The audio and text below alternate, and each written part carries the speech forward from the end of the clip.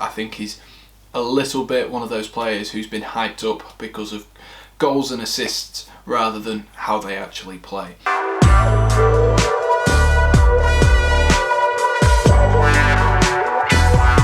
Hello and welcome back to the Premier League preview on my channel. I'm recording this on Christmas Eve, so you'll probably see this, well, either Christmas Day, Boxing Day or Christmas Eve. So Merry Christmas to you all and stay safe during the pandemic. So we will move on to the Boxing Day games and let's find out what we can expect from the Boxing Day games. As with everything in the COVID-19 pandemic, the broadcasters have changed when the games were played, which suits us as viewers a bit more so we can watch every single game.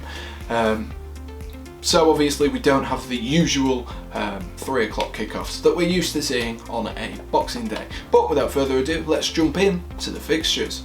So we have 6 games on Sunday, which include Leicester City taking on Manchester City, Aston Villa taking on Crystal Palace, and Fulham who take on Southampton. Next up is Arsenal who take on Chelsea, Manchester City then take on Newcastle, and Sheffield United take on Everton. Sunday then sees Leeds who take on Burnley, West Ham then take on Brighton, Liverpool take on West Brom, and to conclude the action this weekend is Wolves who take on Tottenham Hotspur.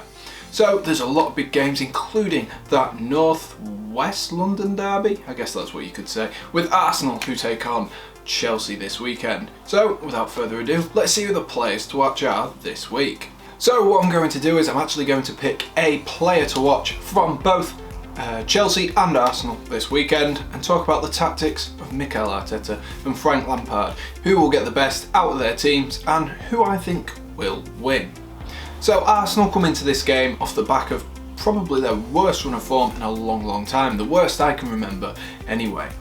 And I think it's a very big game for them. They've already lost so far this season against Tottenham, and there's been a lot of games since that win against Manchester United where you've thought they've not really been anywhere near their best. They've lost against Burnley in the last few weeks as well, and their discipline has been the real problem so far.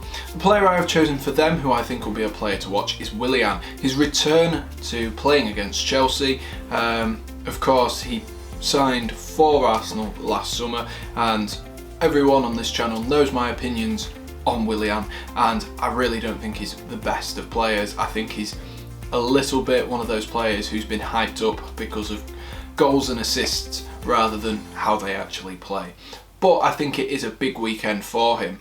I think I saw a stat that was something like he's had 1 shot on target in the last 11 games or something like that, and that's not good for an Arsenal attacking player. If Arsenal need to progress in this league, they need more goals than just Aubameyang and Lacazette. They need more chances to be created. They need all of this. Mikel Arteta will probably set up with a 3 at the back. Frank Lampard might match him, but I do think Willian in that wide role, knowing the team very well as well, might be able to create a few gaps and maybe get an assist or 2, maybe create a few opportunities. But like I said, I am not the biggest fan of Willian, so it's said through gritted teeth more than anything. The player I've chosen to watch for Chelsea though is Kurt Zouma. Kurt Zouma has been one of the standout players for Chelsea so far this season. A real solid defender, great in the air, and he looks much more complete than he did the last few seasons. I've always been a little bit worried in the last few seasons. He always seemed to have a mistake in him, and he seems to have ironed most of them out. Frank Lampard, I would imagine, would stick with his 4-1-4-1 where he plays Kante just behind the likes of Mount, Havertz, Pulisic, Ziyech when he's playing. So I imagine he's going to stick with a 4-1-4-1 or go with a 4-2-3 run with Havertz dropping out and having Kovacic or Jorginho sit alongside Kante. Obviously Kante is not going to be dropped, he's in sensational form so far this season. I think defensively we may start Reece James and Azpilicueta, but that is absolutely fine. But the reason I've chosen Kurt Zouma is he's a threat from set pieces, and I think he can cause a lot of problems for Arsenal in those positions, and I think he's a solid centre back as well. And obviously, having worked alongside Willian for the last few years, he'll know exactly how to play against him. David Luiz as well is another ex-Chelsea player in that team. So there'll be that, which Chelsea already know how to deal with some of their players. And I think Zuma and Thiago Silva need to keep Aubameyang quiet and under wraps, otherwise he could run away with it like he did in the FA Cup final. The next player I have chosen to watch this week is Roberto Firmino. He was back amongst the goals in the last couple of weeks. Roberto Firmino looks to be maybe back to his best. I don't want to jinx it for Liverpool fans, but maybe he will be back to his goal scoring best. He's got 3 in his last 2 games, and I think it's really important now that he starts scoring. Diego Jota is out for a couple of weeks, and Liverpool need some goals from an extra place. With Sam Allardyce coming in at West Brom, like I said last weekend, it could either go one way where West Brom get battered, which they did last weekend, or it could be really defensively solid. They've had a whole week now to work with Sam Allardyce's tactics and get that going. So we may see more of a Sam Allardyce team than we saw at the weekend, and I think that is very important. That's why I think Roberto Firmino will be important. He's one of those players who drifts into space and creates opportunities from further back.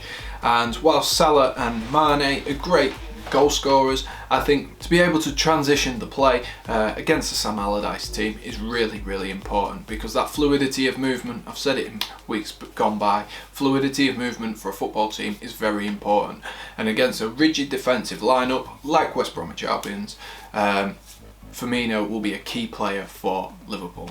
The final player I have chosen to watch this week is Patrick Bamford. The reason I've chosen this is because Burnley, who Patrick Bamford and Leeds come up against this weekend, look to be in pretty good form. They've unbeaten in 4 games, I believe, after that 5-0 loss against Manchester City, which really taught them a lesson.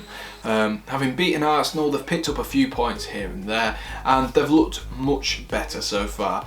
And defensively solid, which is important, which is what we associate with a Sean Dyche team.